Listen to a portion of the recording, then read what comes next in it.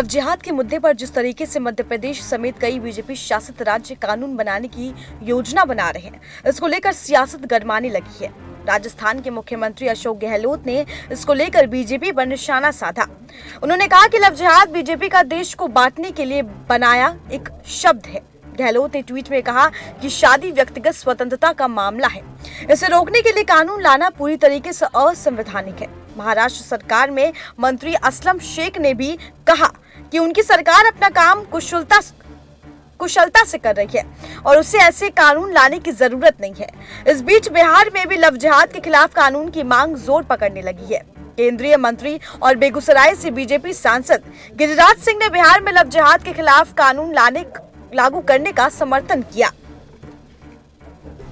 हालांकि इस पर जेडीयू की ओर से प्रतिक्रिया भी दी गई है, लेकिन जिस तरह से पूरा मामला सामने आया उसको लेकर सवाल उठ रहे हैं कि लव जिहाद क्या सिर्फ बीजेपी का एजेंडा है।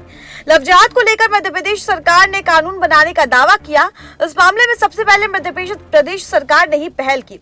राज्य के गृह मंत्री नरोत्तम मिश्रा ने हाल ही में ऐलान किया कि जल्द ही इससे जुड़ा कानून विधानसभा में पेश किया जाएगा। ये गैर जमानती अपराध होगा और दोषियों के लिए 5 साल तक की सजा का प्रावधान होगा। इसके बाद उत्तर प्रदेश में योगी आदित्यनाथ सरकार भी इसको लेकर कानून पर विचार कर रही है। सिर्फ यूपी ही नहीं, कर्नाटक, हिमाचल प्रदेश में भी लव जिहाद के खिलाफ कानून लाए जाने पर विचार शुरू हो गया है। इस बीच केंद्रीय मंत्री और दिग्गज बीजेपी नेता गिरिराज सिंह ने बिहार में नीतीश कुमार सरकार से अनुरोध किया कि वो लव जिहाद पर कानून बनाए। उन्होंने दावा किया कि ये विषय देश के राज्यों में परेशानी का सबब बन गया है। लव जिहाद वाली समस्या को जड़ से समाप्त करना होगा और अगर बिहार में लव जिहाद को रोकने के लिए कानून लाया जाए तो अच्छा होगा। राज्य सरकार को समझना चाहिए कि लव जिहाद को रोकना और जनसंख्या नियंत्रण का संबंध सामाजिक समरसता से है, न कि सांप्रदायिकता को बढ़ावा देना है।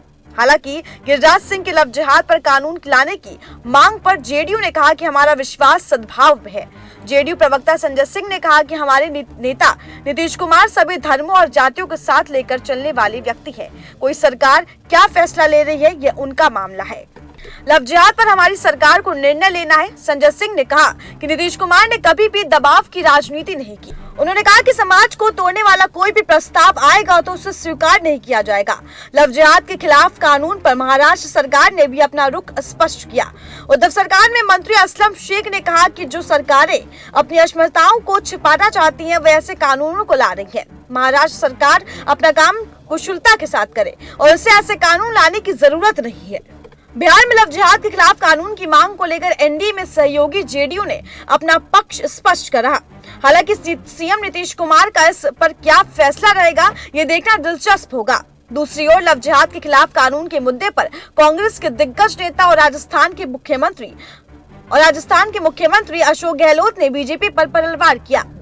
उन्होंने कहा कि लव जिहाद बीजेपी के जरिए देश को विभाजित करने और सांप्रदायिक सौहार्द को बिगाड़ने का बनाया गया शब्द है। गहलोत ने कहा कि शादी विवाह व्यक्तिगत स्वतंत्रता का मामला है, उस पर अंकुश लगाने के लिए कानून लाना जरूरी है। ये असंवैधानिक और ये कानून किसी भी अदालत में नहीं टिकेगा।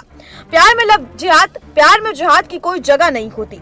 अशोक गहलोत ने एक और ट्वीट में बीजेपी पर निशाना साधते हुए कहा कि वे देश में एक ऐसा माहौल बना रहे हैं जहां वयस्क सहमति के लिए राज्य की सत्ता की दया पर निर्भर होंगे।